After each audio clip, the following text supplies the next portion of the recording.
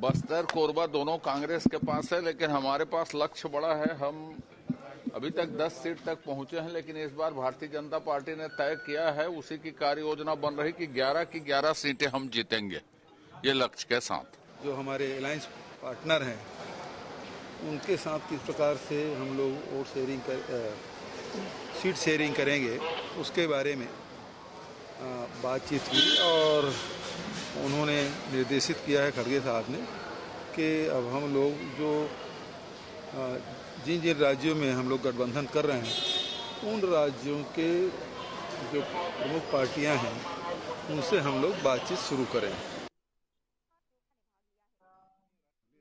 नमस्कार, मैं हूं मोहन तिवारी। आज के मुद्दे में आपका स्वागत है और आज का मुद्दा आधारित है लोकसभा चुनाव पर। जी हां, छत्तीसगढ़ में विधानसभा चुनाव हुए हैं और अब लोकसभा चुनाव की बारी है। ऐसे में लोकसभा चुनाव की तैयारी में कौन कहां पर पहुंचा है, कितना तैयार है राजनीतिक दल, ये जानने के लिए आज हम ये चर्चा आयोजित कर रहे हैं। इस चर्चा में हमारे साथ जो मेहमान हूं, पहले उनका परिचय प्राप्त कर लेते हैं, फिर आगे चर्चा को बढ़ाएंगे। तो सबसे पहले हमारे साथ स्टूडियो में जुड़ रहे हैं कांग्रेस का पक्ष रखने के लिए राजेंद्र बंजारे जी, बहुत स्वागत करते हैं आपका। हमारे साथ बीजेपी का पक्ष रखने के लिए रविंद्र सिंह जुड़ रहे हैं, बहुत स्वागत करते हैं आपका। इसके अलावा राजनीतिक विश्लेषक के रूप में हमारे साथ जुड़े हुए हैं लखन चौधरी जी, बहुत स्वागत है आपका। तो तीनों मेहमानों का स्वागत है। और जैसे कि हमने बताया कि लोकसभा चुनाव की अब बारी है और इसके लिए अलग अलग तरीके से दल अपनी अपनी तैयारी कर रहा है। और आज जैसे कि मैंने बताया कि बीजेपी की एक अहम खास बैठक थी जिसमें ओम माथुर शामिल हुए और सारे नेताओं को उन्होंने निर्देशित कर दिया है कि 11 की 11 सीटें जीतना है। और इसके लिए बीजेपी ने तो तैयारी आज से शुरू कर दी है, लेकिन कांग्रेस की भी तैयारी जल्द देखने को मिलेगी, क्योंकि उनके प्रभारी 9 तारीख को सचिन पायलट छत्तीसगढ़ दौरे पर आ रहे हैं।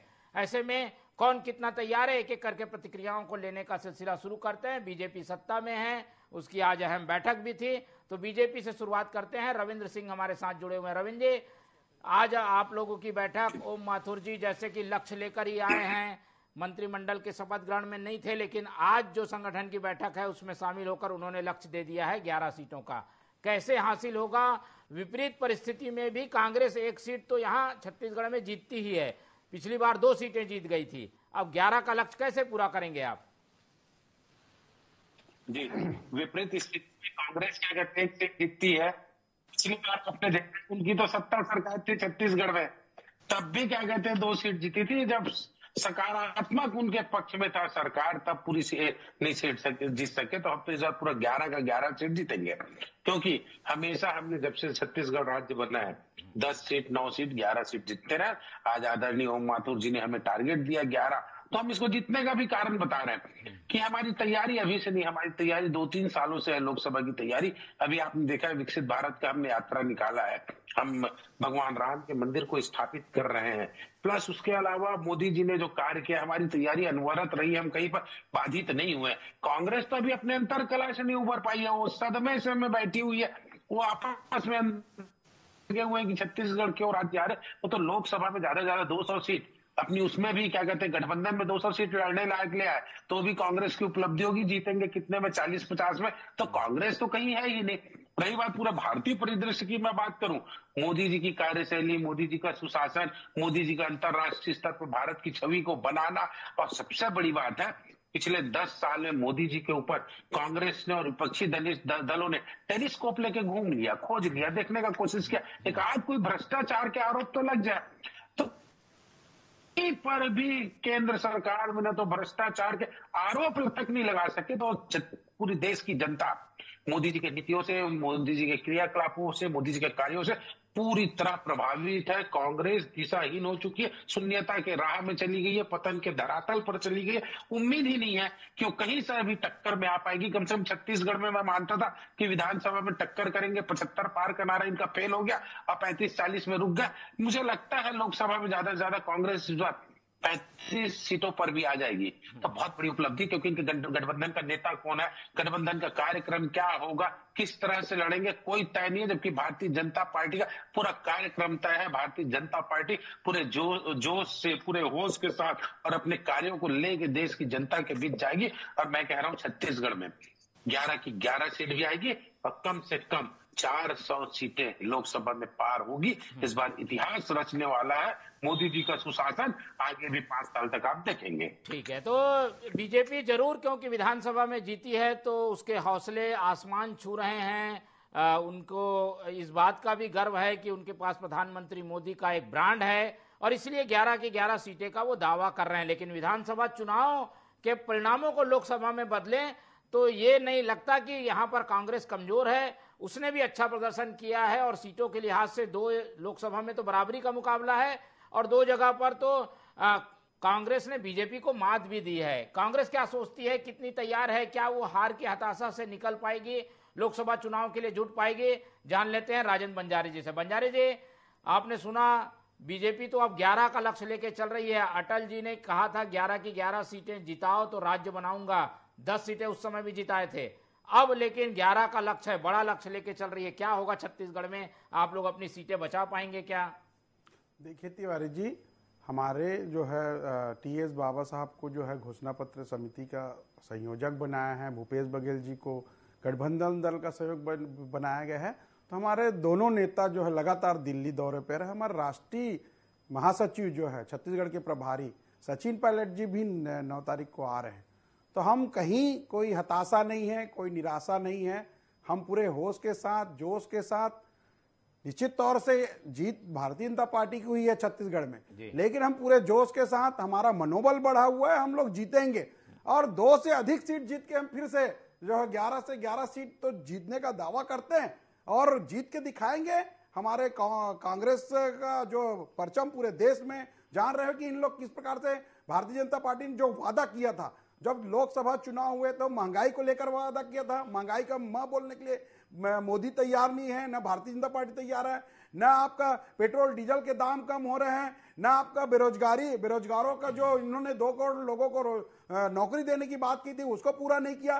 किसानों का आय जो उन्होंने दोगुनी करने की बात की थी 2022 में, उसको पूरा नहीं किया। किस प्रकार किसान आंदोलन किए, अभी देखिए लगातार देखिए पूरे आंदोलन की जो तैयारी में थे ट्रक ड्राइवर लोग, अब उनको मजबूरी बस उनका अपना वापस लेना पड़ा, अभी रोक दिया गया।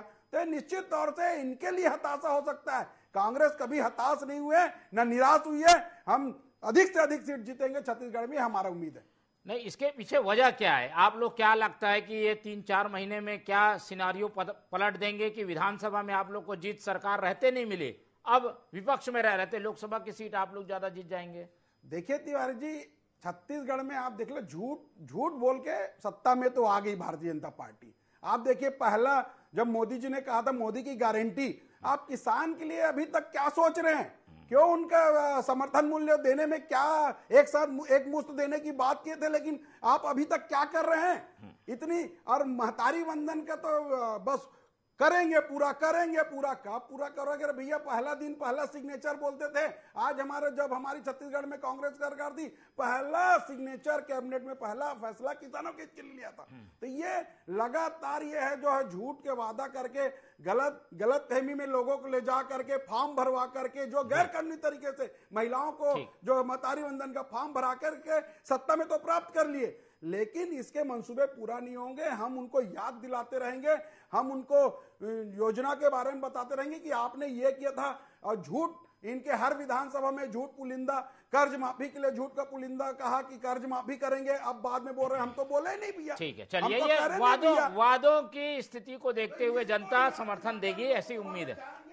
किसान भाइयों के पास जाएंगे, महिलाओं के पास जाएंगे और उनसे निवेदन करेंगे कि झूठा पार्टी में आपने विश्वास कर लिया, लोकसभा में इसको विश्वास नहीं करे। मोदी है तो झूठ है, मोदी है तो सत्ता प्राप्ति का ये मोदी का जो मंत्र है वो नहीं चलेगा। चलिए, कांग्रेस भाजपा की अपनी अपनी दलीलें हैं और वादों पर सवार होकर जब सरकार बनती है तो वादे पूरे करने को लेकर विपक्ष सवाल जरूर उठाता है। लेकिन ये चुनाव अलग है, वो चुनाव अलग है। क्या असर होगा, कैसा समीकरण बन रहा है, जान लेते हैं हमारे राजनीतिक विश्लेषक लखन चौधरी जी के पास चलते हैं। लखन जी, छत्तीसगढ़ की तासीर को भी आप समझ रहे हैं, लोकसभा में अलग, विधानसभा में अलग वोटिंग होती रही है।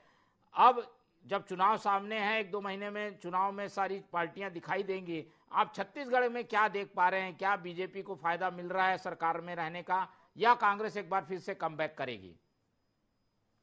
मोहन जी, जिस तरह से अभी परिस्थितियां हैं, देखिए उसके हिसाब से यदि देखा जाए तो कांग्रेस के लिए तो भारी चुनौतियां हैं। देखिए 2018 में कांग्रेस जब 67 सीट लेकर आई थी विधानसभा में, बावजूद उसके केवल 2 सीटें कांग्रेस को मिली थी। तो अभी जिस तरह से सत्ता से बाहर हो गई है केवल 5 साल में, एक ही पहले कार्यकाल में, तो ऐसे परिस्थिति में कांग्रेस के लिए जो है कितनी चुनौतियां हैं इसका अंदाजा खुद जो है कांग्रेस लगा सकती है और सारे लोग लगा रहे हैं।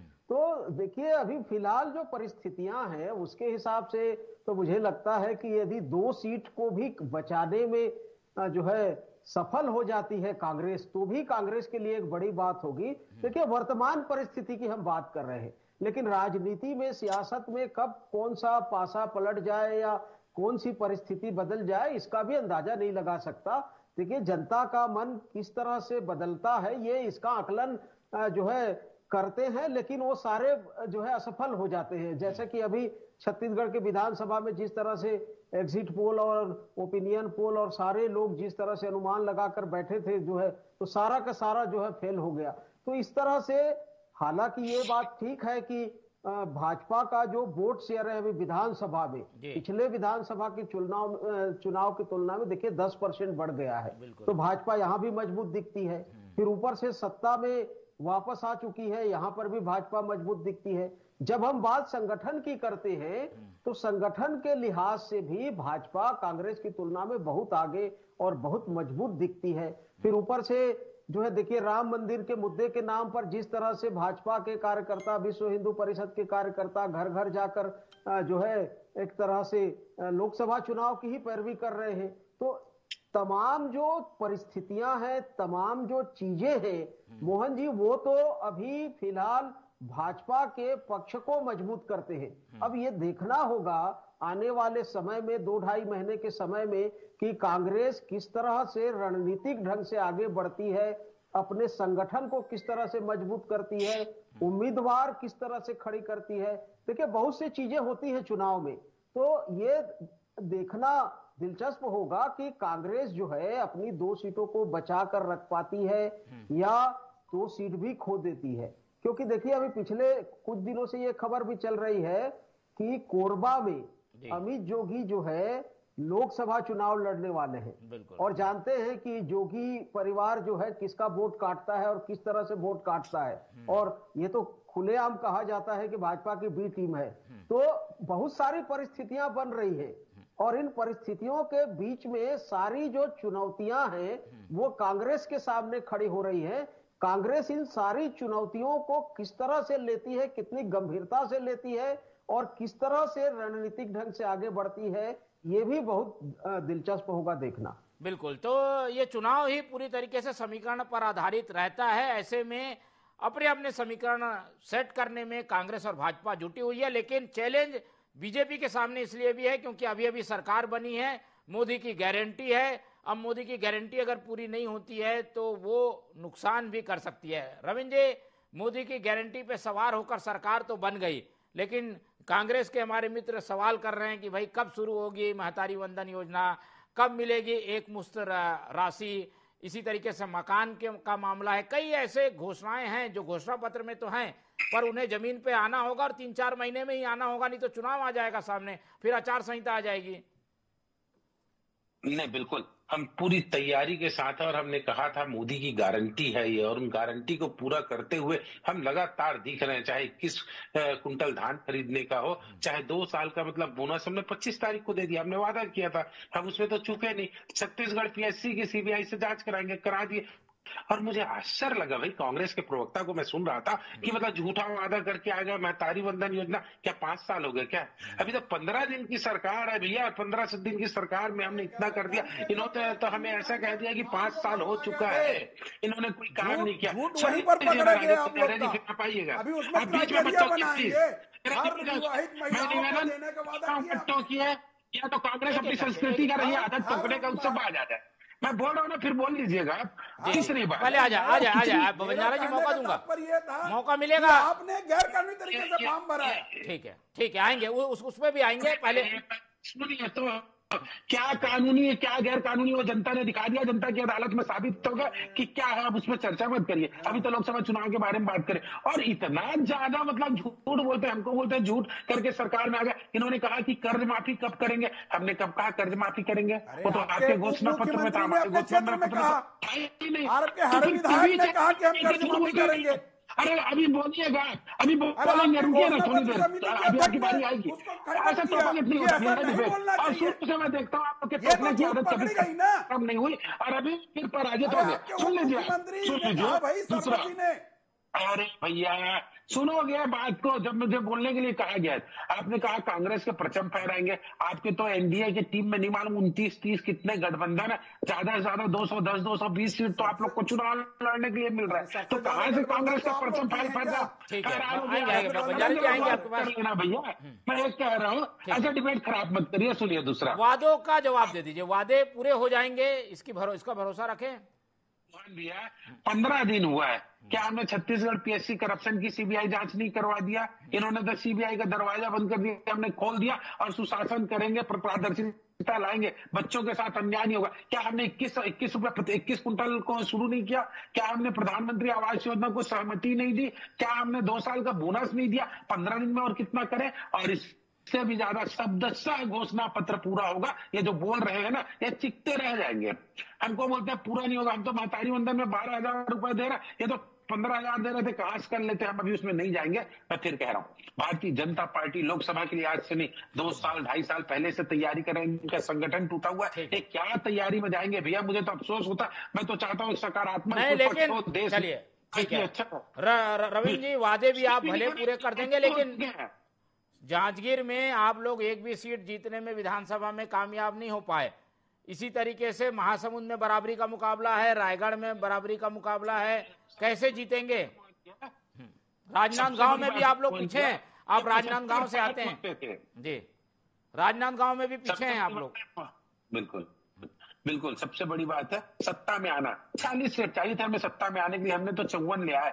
हम अपने इतिहास में, भारतीय जनता पार्टी के इतिहास में छत्तीसगढ़ में सबसे ज्यादा सीटों पे आए हैं और सबसे कम सीटों पे कांग्रेस आके सिमट गई है। ठीक है, किसी क्षेत्र में कुछ और प्रभाव होता है वो भी आ जाएगा, कोई बहुत बड़ी बात थोड़ी है। अब लोकसभा का चुनाव जो है वो अलग दृष्टिकोण से होता है, राज्य का चुनाव अलग दृष्टिकोण से होता है। ये कहीं नहीं रुकेंगे। 2 सीट बोल रहे हैं ना, जैसे हमारे लखन चौधरी जी ने कहा, ये 1 सीट भी बचा लिए तो कांग्रेस समझ जाइएगा क्या कहते हैं सत्ता में वापसी कर रही है। 1 सीट नहीं आने वाली इनकी, क्योंकि ये झूठे लोग थे। क्या इन्होंने शराबबंदी किया? क्या इन्होंने 2 साल का बोनस दिया था? क्या बेरोजगारों को इन्होंने दिया था? और अभी यदि टी.एस. सिंह और भूपेश बघेल को घोषणा पत्र समिति में रख के उपलब्धि मानते तो उतने ही उपलब्धि में सिमट के रह जाएंगे। 1 सीट लोकसभा में इनकी नहीं आने वाली, और मैं बोल रहा हूँ 11 सीट में इनकी। चलिए, हौसले इनके काफी बुलंद हैं बंजारे जी। ऐसे में आप लोगों को काफी प्लानिंग करनी होगी, और सचिन पायलट पे काफी भरोसा है।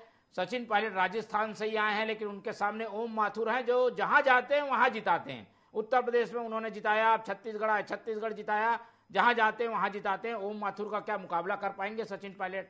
देखिए तिवारी जी, निश्चित तौर से सचिन पायलट जी युवा और तेज तर्रार नेता हैं, और ये हम भारतीय जनता पार्टी को याद दिलाएंगे इस 10 साल के जो क्रियाकलाप है, जो वादे उन्होंने किया, जो लोकसभा के समय उन्होंने वादे किया। सबसे पहले महंगाई को लेकर सत्ता में तो आ गई, लेकिन महंगाई का मां नहीं बोले। आज क्रूड ऑयल का कीमत क्या है, लेकिन उसके बाद भी सस्ता पेट्रोल डीजल नहीं मिल रहा है। अगर सस्ता पेट्रोल डीजल नहीं मिल रहा है तो घर का जो है बजट बिगड़ रहा है महिलाओं का। तो निश्चित तौर से हम वादा याद दिलाएंगे जो 10 साल में इन्होंने पूरा नहीं किया। लोकसभा की तर्ज पर लोकसभा में जितने वादे किए सारे के सारे वादे को इन्होंने पूरा नहीं किया। चाहे आप किसान की, मैं पहले भी बोला, किसान का जो 2 गुनी आय बढ़ाएंगे करके आज तक बढ़ाया क्या? उपलब्धि गिना रहे थे बंजारे जी, जरा बताइए जो सत्ता से बाहर हो गए। 2 करोड़ लोगों को प्रत्येक वर्ष नौकरी देने की बात कही थी। क्या हुआ उन भरोसों का, भूल गए क्या? अरे लोकसभा, आप तो 10 साल, किसने रोका है आपको? बहुमत की सरकार को किसने रोका? तो आप तैयारियों पे बात कर रहे हैं, कौन कितना तैयार, इस पे बात कर रहे हैं। ठीक है, आएंगे ये अभी ये पूरे 3 महीने यही बात होनी है। आएंगे बंजारे जी, आएंगे। सवाल का जवाब दीजिए, महंगाई आज आसमान छू रही है। आएंगे आपके पास आएंगे। पहले चौधरी जी के पास चलते हैं। चौधरी जी, जवाब दे दीजिए, फिर देख लीजिए स्ट्रेटेजी और मैनेजमेंट के हिसाब से अगर दोनों पार्टियों को आके और दोनों पार्टियों के प्रभारी के, बिल्कुल चलिए आएंगे ठीक है। प्रभारियों के क्षमता के आधार पर अगर हम इस पूरे चुनाव को देखने की कोशिश करें तो क्या देखते हैं, दोनों पलड़े क्या बराबर हैं? वो पायलट को भेजा जा रहा है यहाँ पर छत्तीसगढ़ में, क्या गुल खिला पाएंगे, किस तरीके का परिणाम की उम्मीद रखें? देखिए मोहन जी, बहुत मुश्किल है। देखिए पायलट जी ठीक है कि अच्छे नेता हैं, उनका जनाधार है, युवा नेता हैं, तेज तर्रार हैं, लेकिन छत्तीसगढ़ में जिस तरह से परिस्थितियां हैं, छत्तीसगढ़ की जो जमीनी हकीकत है, उसमें पायलट जी का करिश्मा चल पाएगा ये कहना फिलहाल जो है बहुत मुश्किल लगता है। और चाहे रणनीति की बात हो, चाहे संगठन क्षमता की बात हो, चाहे मेहनत की बात हो, किसी भी दृष्टि से कांग्रेस जो है कहीं टिकती नहीं दिखती। मैं पहले ही कह चुका हूं, मैं हमेशा भाजपा के संगठन की तारीफ करता हूं कि उनका संगठन जिस तरह से काम करता है, रात दिन काम करता है, 24 घंटा काम करता है, सारे नेता सारे कार्यकर्ता जिस तरह से काम करते हैं, यदि उस तरह से ठान ले कांग्रेस के कार्यकर्ता, कांग्रेस के जो बड़े नेता हैं, वो उस तरह से यदि काम करते हैं, एक कार्यशैली विकसित करते हैं, तो भाजपा को जो है टक्कर दे सकते हैं। इसमें कहीं कोई दो मत नहीं है, राय नहीं है, दो राय नहीं है। भाजपा का जिस तरह से वोट शेयर है 46% के आसपास, 42% के आसपास इनका भी है, तो वोट शेयर में कोई बहुत ज्यादा अंतर नहीं है, 4% का मात्र वोट शेयर का अंतर है। लेकिन सवाल यही है कि जब आप संगठन की जो है एक तरह से कहें कि सम्मान नहीं करेंगे, संगठन को मजबूत नहीं करेंगे, संगठन में जोश नहीं रहेगा, तो आखिर काम कौन करेगा? तो सवाल यही पर है कि आपका संगठन जमीन पर कहीं दिखता नहीं, तो आप केवल और केवल इस तरह से बयानबाजी करेंगे। भाई अभी देखिए विधानसभा चुनाव में क्या हुआ, 76 पार, 75 पार, 74 पार, 72 पार का नारा लगाए और नारा लगा के बैठ गए चुपचाप, संगठन आपका कहीं दिखा नहीं। तो केवल आप नारेबाजी करेंगे और भाजपा की आलोचना करेंगे तो उससे कुछ नहीं होने वाला है। आपको अपने संगठन को देखना होगा, संगठन को मजबूत करना होगा और जनता के प्रति जो है आपको सोचना होगा कि जनता भी आखिर चाहती क्या है। तो ये जब तक आप नहीं करेंगे तब तक जो है आप कितना भी कुछ कर ले, किसी भी बाहर के बड़े नेता को बुला ले, इससे होना जाना कुछ नहीं है। बिल्कुल, ये एक मूल मंत्र भी है लोकतंत्र का कि जनता किसकी ओर है और जनता को अपनी ओर आकर्षित करने के लिए आपको ऐसे प्रयास करने होंगे जिससे जनता आकर्षित हो। एक एक करके आखिरी राउंड में टिप्पणी ले लेते हैं। पहले कांग्रेस के पास चलते हैं। कांग्रेस अपनी गलतियों से सीखते हुए क्या लोकसभा चुनाव में ऐसी कुछ लेकर चीजें आ रही हैं जिससे जनता का विश्वास उसे हासिल हो? बंजारे जी, क्या चीज है वो ऐसी चीजें? देखिए तिवारी जी, हम फिर से कह रहे हैं कि जो लोकसभा के समय वादे किए गए थे मोदी जी ने लोकसभा चुनाव के परिदृश्य में, उन वादे को याद दिलाएंगे। उन वादों का क्या हुआ? महंगाई कहां गई? महंगाई डायन का नाम लेते हुए इन लोग थकते नहीं थे, लेकिन आज महंगाई कहां पर है? पेट्रोल डीजल के भाव कहां पर है? गैस सिलेंडर के भाव कहां पर है? 2 करोड़ लोगों को रोजगार देने की बात कहां है? किसानों की आय दोगुनी करने की बात, इन सब बातों को लेकर हम जनता के बीच में जाएंगे। एक भी वादा इन्होंने पूरा नहीं किया लोकसभा परिदृश्य से। अब ये अभी भी सत्ता में आए तो सत्ता का जो है घमंड वो दिख रहा है इन लोग को, ज्यादा दिन टिकने वाला नहीं है। लोकसभा में पता चल जाएगा। हम अच्छा से अच्छा परफॉर्मेंस करेंगे, यही उम्मीद के साथ हम जनता के बीच जाएंगे। तो अच्छा प्रदर्शन हो, इस उम्मीद के साथ कांग्रेस की तैयारी है। और जब पायलट जी आएंगे जो कि नए प्रभारी हैं तो वो कुछ और जोश भरने की कोशिश करेंगे। युवा हैं, चर्चित चेहरे हैं, इसलिए उम्मीदें काफी उनसे ज्यादा हैं। ओम माथुर एक तरीके से टेस्ट प्लेयर हैं, लंबे समय से काम कर रहे हैं, छत्तीसगढ़ को समझ चुके हैं। रविंद्र जी, क्या उम्मीद रखे? कोई नई स्ट्रेटेजी देखने को मिलेगी क्या बीजेपी की 11 सीटों को जीतने के लिए? बिल्कुल नहीं, हमारा तो स्ट्रेटेजी चल रहा है, कंटिन्यू चल रहा है। देखिए मैं बता रहा हूँ, भारतीय जनता पार्टी की मध्य प्रदेश में 2/3 बहुमत से सरकार आई, यहाँ भी आया, राजस्थान में भी आया। हमने आमूल चूल परिवर्तन किया नेतृत्व में। एक लाइन किसी ने नहीं कहा। इनके यहाँ तो शैलजा को हटा दिए, शैलजा के ऊपर आरोप लग गया भ्रष्टाचार का। दूसरा देखिए कतनी करनी का अंतर क्या होता है। हम जब जब सीट जीते, जहां पर जीते छत्तीसगढ़ में, हर जगह हमारा नारा था जब हम जीत रहे थे, जय श्री राम जय श्री राम। कांग्रेस तो बहुत राम राम कर रही थी, कहीं पर एक सीट जीते वहां पर इन्होंने जय सिया राम कहा? कहीं नहीं कहा। इसीलिए मैं कहता हूं कांग्रेस छद्म है, झूठी है और इस झूठ को सब जानते हैं, इसलिए फेल होंगे, फ्लॉप होंगे। क्योंकि जो नकली आदमी होता है ना, वो अपने आप को दिखाने के लिए, प्रदर्शित करने के लिए करता है, और जो असली आदमी होता है वो ठोस रूप में कार्य करता है, जैसे हमने किया था। इनकी पोल पट्टी खुल गई है। कहीं नहीं कहा जाएगा जय सिया राम का नारा है। अब कहीं राम के बारे में बोल रहे हैं, चुनाव में आना था करके जय सिया राम कह रहे थे, राम वनगमन पथ की बात कर रहे थे, कौशल्या माता की मंदिर की बात करते। आज कांग्रेस क्यों नहीं बोलती? क्योंकि ये वोट की बैंक की राजनीति करते, हम नहीं करते। हम जो करते हैं ठोस रूप में करते हैं और सुदृढ़ रूप में करते हैं, और हमारी रणनीति एकदम स्पष्ट है, भयमुक्त और भ्रष्टाचार मुक्त सरकार ये कांग्रेस कभी नहीं दे सकती, मोदी जी दे सकते हैं। और उसी के कारण हम 400 पार जाएंगे। हम इनके 75 पार जैसे और दलदली जमीन में हिंदू मुस्लिम के सिवा कुछ करती नहीं। वादों का क्या हुआ ये बताओ ना, आप वादों का क्या किए हैं? लोकसभा परिषद में जो वादे किए थे, उन वादों को क्या है? ये भी वादा बता दो कि महंगाई कम की। चलिए आएंगे, सुन लीजिए पहले, ठीक है। महंगाई को कम किया क्या, इस बारे में कुछ बताएंगे? चलिए, बीजेपी का विपक्ष आ गया है। अब वादा बता इसकी गवर्नमेंट में करना पर आए माल अपना करके सब। लखन जी से आखिर कमेंट, फाइनल कमेंट ले लेते हैं। क्या जो सरकार अभी काम कर रही है उसके जो काम में गति आएगी, उसका फायदा बीजेपी को मिल सकता है क्या? आप एक विश्लेषण के नजरिए से सरकार के कामकाज को बड़ा आधार मानते हैं क्या कि इस लोकसभा में असर पड़ेगा जिसका? लखन जी मेरे से है मोहन जी लखन जी। हाँ, देखिए, मैं एक बड़ा दिलचस्प बात आपको बता रहा हूं मोहन जी। देखिए कि जो है ओम माथुर राजस्थान से हैं और भाजपा के पूरे रणनीतिकार हैं, कर्ता धर्ता हैं, जिनके नेतृत्व में भाजपा को यह बड़ी बहुमत मिली है। कांग्रेस का देखिए दिवालियापन कहना चाहिए इसको कि राजस्थान के सचिन पायलट को यहां का प्रभारी बनाया। आप इस तरह के रणनीति से क्या जो चुनाव जीतेंगे? तो कांग्रेस को अपनी जो है संगठन को मजबूत करने के बजाय, कार्यकर्ताओं को मजबूत करने के बजाय, इस तरह के चीजें जब कांग्रेस करेगी तो मुझे लगता है कि जो बची खुची जो सीट है, बची खुची जो इमेज है और बचा खुचा जो जनाधार है वो भी खत्म हो जाएगा।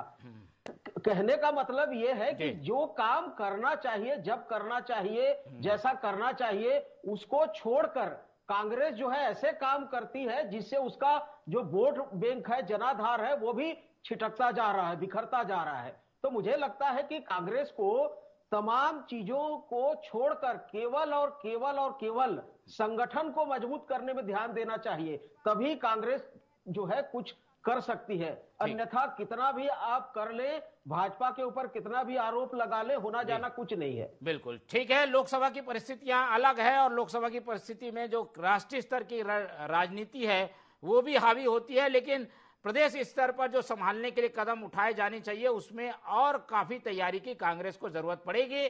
लेकिन बीजेपी भी निश्चिंत ना रहे, क्योंकि ये लोकसभा है जिसमें हम पिछली बार उल्टा असर भी देख चुके हैं। ऐसे में तैयारियों के लिहाज से दोनों पार्टियां तैयार हैं। उनकी तैयारी कितनी है हम समय समय पर आपको बताते रहेंगे। आज की चर्चा में इतना ही। इस पूरी चर्चा में हमारे साथ रविंद्र सिंह जी जुड़े, उनका बहुत बहुत धन्यवाद। राजेंद्र बंजारे जी हमारे साथ थे, उनका धन्यवाद। लखन चौधरी जी ने हमें अपना कीमती समय दिया, उनका भी बहुत बहुत धन्यवाद। तो तीनों मेहमानों का धन्यवाद करते हुए ये चर्चा आज हम यहीं खत्म करते हैं और आप लोग से उम्मीद रखते हैं कि आप लोग देखते रहिए टीवी 24। रखिए अपना बहुत ख्याल। नमस्कार।